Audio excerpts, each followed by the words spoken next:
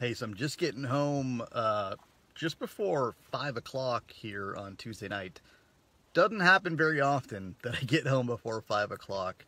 Now, there are circumstances here. I had to go to the dentist for an appointment at about 3:30.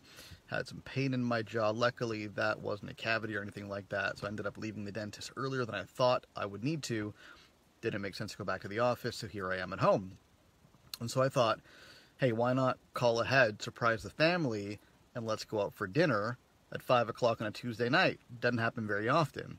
A couple reasons why I'm doing this, and I do have a lesson for you in the end. We've been, as a family, sick for about a week, better part of a week, last 4 or 5 days. I think in all about a week. My wife got sick first. Then my kids got sick one at a time, and then I got sick. So yeah, altogether it's been about a week-long ordeal that somebody in the house has been sick.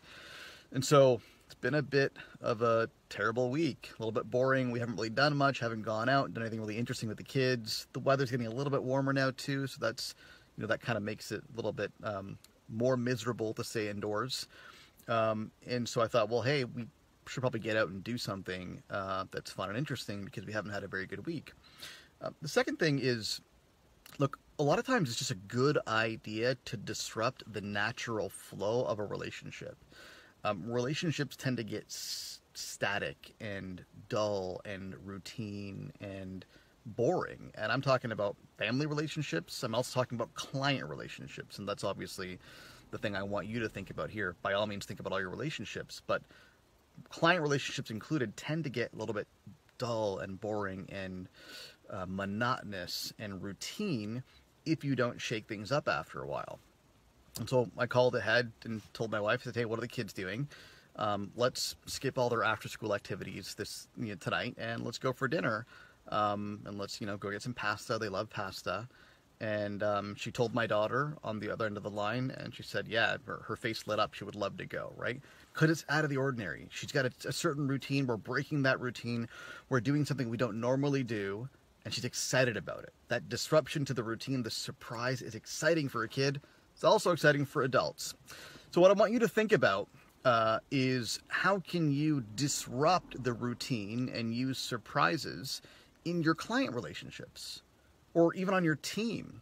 Maybe it's taking your team out for a team lunch, more often than you do, or as a surprise. Maybe it's surprising your team or your clients with gifts. Something that I'd love to do more of, and I always have this written down on my list of things to do. But every now and then I do surprise my clients with gifts. It's not uncommon for a client to get a book in the mail that they didn't know that they were getting from me with a note. Why do I do that? Well, I want them to know that A, I'm thinking about them, B, that I care, and C, that I've handpicked a book that they should be reading based on my interactions with them. But beyond all of that, the element of surprise is what's really at play there.